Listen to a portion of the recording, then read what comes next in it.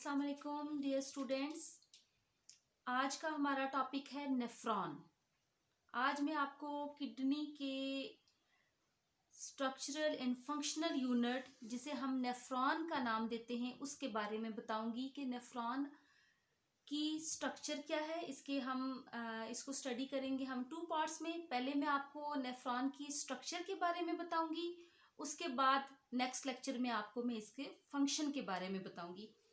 तो पहले हम इसके नेफ्रॉन देखते हैं है क्या। सबसे पहले kidney is made up of million of filtering units called nephron. Kidney जो है बहुत सारे नेफ्रॉन्स पे मुश्तमिल होता है। नेफ्रॉन क्या है? Basic structural and functional unit of kidney. आपको पता है कि किडनी का काम क्या होता है? किडनी का काम ये होता है कि ये हमारे ब्लड को फिल्टर करता है और वेस्ट प्रोडक्ट्स को रिमूव कर देता है in the form of urine.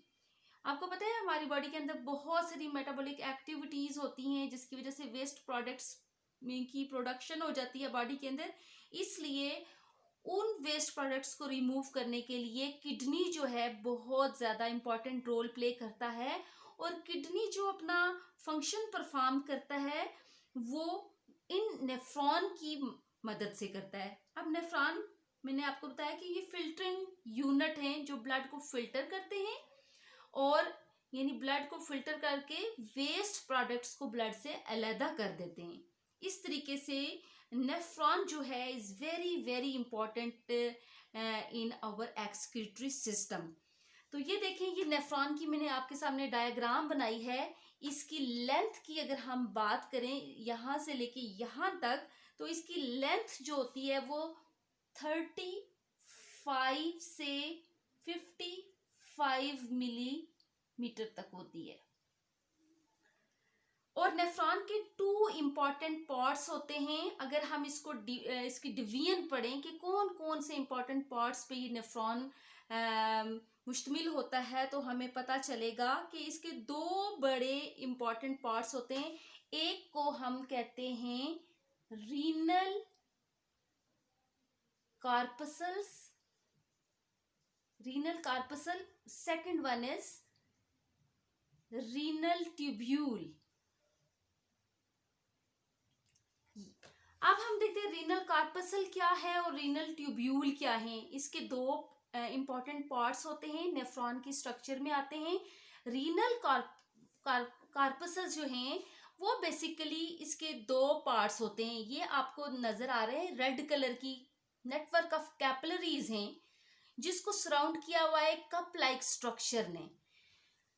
तो नेटवर्क ऑफ कैपिलरीज जो हैं इसके अंदर आपको ये रेड कलर की जो नजर आ रही हैं, दैट इज कॉल्ड ग्लूमेरुलस। ग्लूमेरुलस क्या है?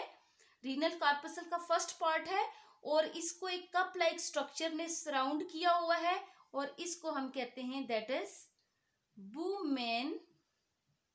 बुमेन्स कैप्सूल। ये इसका क्लोज्ड एंड है, जहां से नेफ्रॉन का स्ट्रक्चर स्टार्ट होता है। ये क्लोज्ड एंड है और बाद में जो ओपन होता है कलेक्टिंग डक्ट्स में, जो कि इसका ओपन एंड है।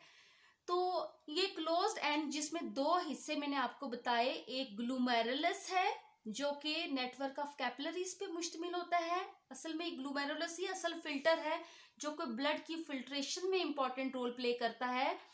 तो ग्लूमेरुलस जो है वो ओपन हो रहा है किसके अंदर? ये इनक्लोज हुआ है किसके अंदर? एक कप लाइक स्ट्रक्चर में, that is called women capsule. तो दूसरा इंपॉर्टेंट पार्ट इसमें जो आ जाता है वो है रीनल ट्यूब्यूल में। रीनल ट्यूब्यूल, ये देखिए कप लाइक स्ट्रक्चर आगे ब्लड नेफ्रॉन का एक्चुअल जो काम होता है वो ब्लड को फिल्टर करके यूरिन की प्रोडक्शन होता है। तो ब्लड की फिल्ट्रेशन का प्रोसेस मोस्टली जो होता है वो यहाँ पे होता है, यानी ग्लूमेरुलस ब्लड कैपिलरीज के अंदर जो ब्लड आता है एफरेंट आर्टेरियोल के थ्रू।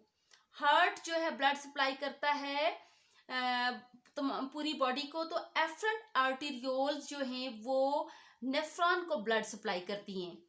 रीनल आर्टरी से ब्लड आता है, रीनल आर्टरी जो है ब्रांच होके एफरेंट आर्टीरियोल में कन्वर्ट होती है, और एफरेंट आर्टीरियोल जो है वो ब्लड को इस नेफ्रॉन के अंदर लेके आती हैं ताकि उस ब्लड की जो है वो फिल्ट्रेशन पॉसिबल हो सके। जब ब्लड फिल्टर हो जाता है यहाँ से, ये मतलब एक फिल्टर के तौर पे ये कैपिलरीज इतनी थिन होती हैं, सेमी परमिएबल मेम्ब्रेन के तौर पे ये काम करती हैं। तो यहाँ से ब्लड जो है वो फिल्टर होके जाता है किसमें, ब्लूमेन कैप्सूल में। तो ये जो फिल्ट्रेशन जब का प्रोसेस हो जाता है, तो जब ये सारा मटेरियल ग्लूमेरुलस से आ जाता है, ग्लूमेरुलस के अंदर ब्लूमेन कैप्सूल में जब पहुंचता है, तो हम इसको नाम देते हैं ग्लूमेरुलर फिल्ट्रेट। ये ग्लूमेरुलर फिल्ट्रेट कहलाता है। अब ये फिल्ट्रेशन का प्रोसेस जो है हो जाता है, उसके बाद जो प्योर ब्लड होता है, क्लीन हो जाता है ब्लड जो, तो वो साथ ही यहाँ से इस ग्लूमेरुलस से दूसरी किस्म की आर्टीरियोल्स जो एराइज हो रही होती हैं, जिनको हम इफरेंट आर्टीरियोल्स का नाम देते हैं। अगर हम इनका डिफरेंस देखें, एफरेंट आर्टीरियोल्स क्या कर रही हैं, ब्लड को ग्लूमेरुलस के अंदर लेके आती हैं, और जो इफरेंट आर्टीरियोल्स जो हैं वो ब्लड को ग्लूमेरुलस से बाहर लेके आए।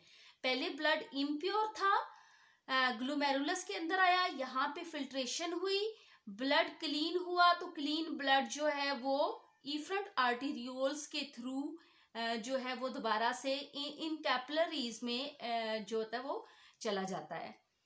तो ये तो मैंने डिस्कस किया आपके सामने नेफ्रॉन का फर्स्ट पार्ट। मैंने आपको इनको बताया तो 2 डिवीजन्स हैं इसकी। पहली को हमने क्या नाम दिया, ये रीनल कार्पसल्स, जिसमें क्या आ गया, ग्लूमेरुलस एंड ब्लूमेन कैप्सूल। और दूसरा इंपॉर्टेंट पार्ट जो नेफ्रॉन जिसपे मुश्तमिल होता है, उसको हम कहते हैं रीनल ट्यूब्यूल। तो ये आगे जाके ओपन होता है, ग्लूमेरुलर फिल्ट्रेट जो है वो इस ट्यूब लाइक स्ट्रक्चर में जाता है, रीनल ट्यूब्यूल, इसलिए हम कहते हैं ये आगे पूरा हिस्सा जो है वो ट्यूब लाइक होता है। रीनल मीन किडनी से रेलेवेंट ट्यूब लाइक स्ट्रक्चर है। इसका फर्स्ट पार्ट जो इस ब्लूमेन कैप्सूल के करीब है रीनल कार्पसल के, that is called proximal convoluted tubule. ये आपको जो है ना बलदार, बल खाई हुई जैसे होती हैं, फोल्ड हुई भी आपको नजर आ रही हैं ये ट्यूब्यूल्स, इसलिए हम इनको कॉन्वोल्यूटेड कहते हैं, कॉन्वोल्यूटेड ट्यूब्यूल्स। ये क्योंकि इसके पास हैं ब्लूमेन कैप्सूल, रीनल कार्पसल्स, ये पूरा जो हिस्सा इसके करीब वाक़या है, इसलिए इनको हम प्रोक्सिमल कॉन्वोल्यूटेड ट्यूब्यूल कहते हैं, या पीसीटी। पीसीटी मतलब प्रोक्सिमल कॉन्वोल्यूटेड ट्यूब्यूल आगे जाके ओपन होती है एक यू शेप्ड स्ट्रक्चर में, या लूप लाइक स्ट्रक्चर होती है, that is called loop of Henle. ये आपको नजर आ रही है स्ट्रक्चर, ये कॉन्वोल्यूटेड ट्यूब्यूल्स आगे ओपन हो रही हैं एक यू शेप्ड स्ट्रक्चर में, ये इसका लूप नजर आ रहा है आपको, that is known as loop of Henle. अब लूप ऑफ हेनले आप नीचे की तरफ जो ये आ रहा है, this is called descending loop, limb of loop of Henle.